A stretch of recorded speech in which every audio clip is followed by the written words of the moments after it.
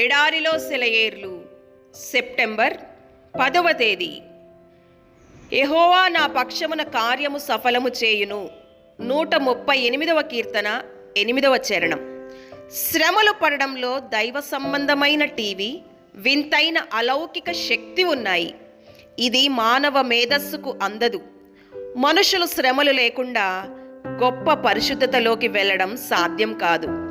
వేదనల్లో ఉన్న ఆత్మ ఇక దేనికి చెలించని పరిణతి నొందినప్పుడు, తనకు సంభవించే కష్టాలను చూసి చిరునవ్వు నవ్వగలిగే సంయమనం వచ్చినప్పుడు, బాధల నుండి విడుదల కలిగించమని దేవుణ్ణి ప్రార్థించడం కూడా అవసరమన్న భావన మనలో నాటుకున్నప్పుడు, బాధలు మనలో తమ పరిచర్యను పూర్తి చేశాయన్నమాట.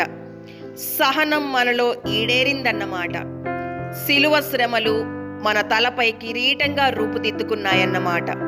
శ్రమల పట్ల ఇలాంటి దృష్టి మనకు కలిగినప్పుడు మన ఆత్మలో పరిశుద్ధాత్మ ఆశ్చర్యకరమైన కార్యాలు జరిగించడం మొదలు పెడతాడు. ఇలాంటి స్థితిలో మన వ్యక్తిత్వం అంతా దేవుని ఆధీనంలో నిర్మలంగా నిశ్చలంగా ఉంటుంది. మనసుకి దేహానికి సంబంధించిన వాంఛలన్నీ అదుపులో ఉంటాయి. మనసులో నిత్య విశ్రాంతి పరుచుకుంటుంది. నాలుక మౌనంగా ఉంటుంది. అది దేవుణ్ణి ప్రశ్నలు అడగడం మానుకుంటుంది.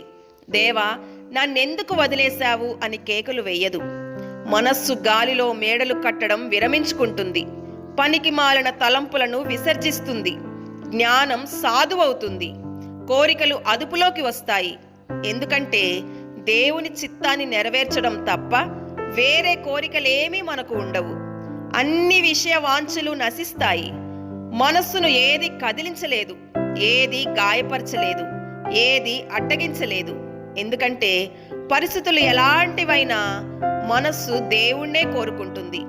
దేవుడే ఈ విశాల విశ్వంలో సర్వాధికారిగా ఉన్నాడు కాబట్టి మంచివే గాని చెడ్డవే గాని, గడిచినవే గాని రానున్నవే గాని అన్నీ మన మంచి కోసమే సమకూడి పనిచేస్తూ ఉంటాయి.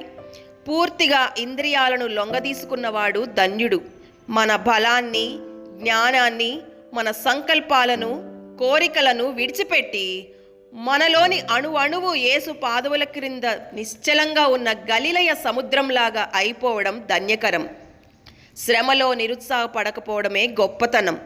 దేవుడి మాటలను దీవించునుగాక. ఆమేన్.